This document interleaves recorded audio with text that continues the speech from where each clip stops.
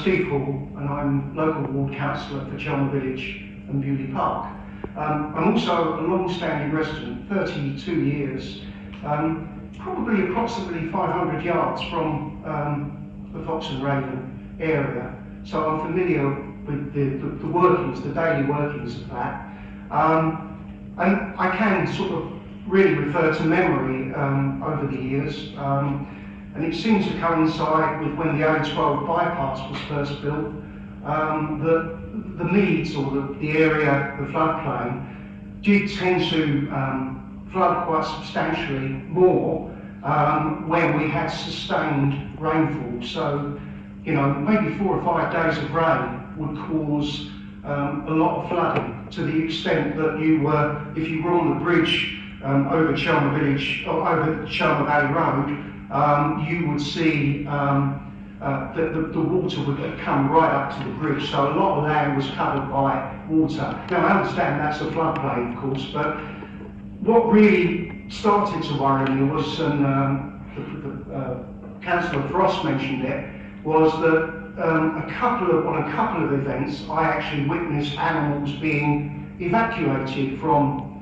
those fields, and that field in particular in question, and that was cows. I think at the first time were forced literally up to the fence and had to be rescued, you know, from I don't know, from drowning. Certainly their whole field had disappeared underwater. And then on the second occasion it was horses that were in the field and needed to be evacuated. And as far as I'm aware, after that it was deemed not appropriate to keep animals in that field. Don't know the history behind that, but it did stop. So as a resident, you know, that was what I was seeing over the time that I spent in my house. And I did walk around the area quite a bit. As councillor, obviously when this inquiry came up, I wanted to poll my local residents to see what their true feelings were and how concerned they were. So I tried to get around to what I deemed to be the affected areas, which were the closest roads. That would be the Barnes Mill area residents, and also the Sanford Mill Road residents, to try and just see what their feelings were, and not take it for granted that they were all against the proposal or for it. So I needed to get that kind of census completed, and obviously it's confidential between myself and each of the residents, but and I think you'll find that that's probably bore out by the number of objections that came in during the planning process. A lot of those people would have been local and very concerned about flooding and the effect of extra building work that could affect their properties, particularly in the Barnes Mill area. Sanford Mill could be affected as well.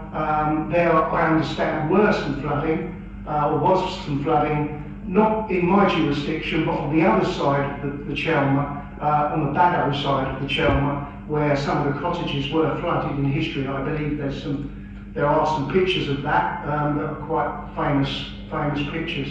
So all in all, I think, you know, having polled the residents and got their sense of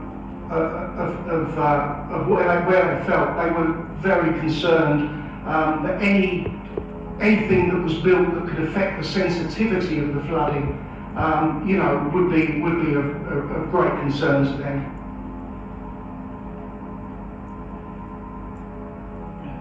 Thank you, Councillor. Anything else you'd like to add, or is that? I don't think so. I think, okay. Yeah. That's very helpful. Thank you. Mr. Young, do you have any questions for Councillor? I think you referred. I think so the A12 bypass is obviously you're now referring to what is now the A12. Your reference. Correct. Yeah. So that's now further out to the east. That was built during the lifetime of my residence. So, right. And you know, that was an observation at the time. Okay.